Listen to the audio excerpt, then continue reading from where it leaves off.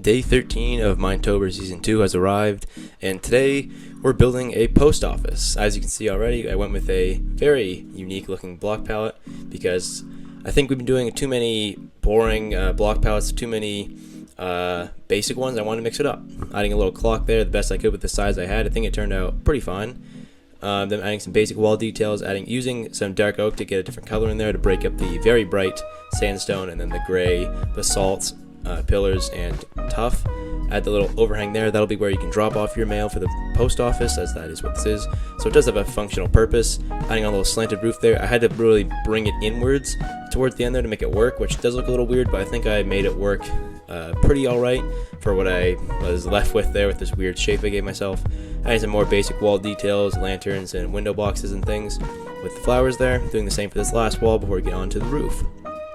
And for this roof, I decided to go all dark oak to really break up the all gray instead of doing a usual gray outline.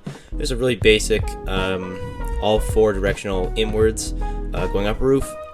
Pretty basic for a square tower like this, and then a flat off roof right there. I was going to add a tower or a flag, by the way, as well, but then I decided not to because I thought it would make it a little too tall and look a little too out of the ordinary, so I went with just keeping it flat up there, and this is how it turned out. I think it turned out pretty good for the block palette I chose, and the clock there I think actually doesn't look too weird. It looks pretty normal.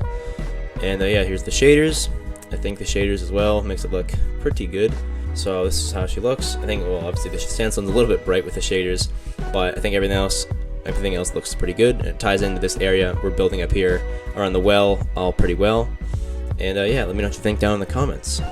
And one thing I wanted to say is that I do know some of the builds don't make sense beside each other. Like the carpenter's house is all wood and very detailed like that, and then we have the post office that's sandstone and basalt and like tough. So there's no real it doesn't really make sense for all of these buildings to be in one village, and I do understand that, so I just wanted to point that out, as it doesn't quite make a lot of sense, but that's the whole point of this season. I want to build with a lot of different materials to really improve as a builder and have a really different and diverse looking village by the end of it. So hopefully it looks pretty good in the end, even though it won't make much sense. Just clearing that up if anyone was wondering.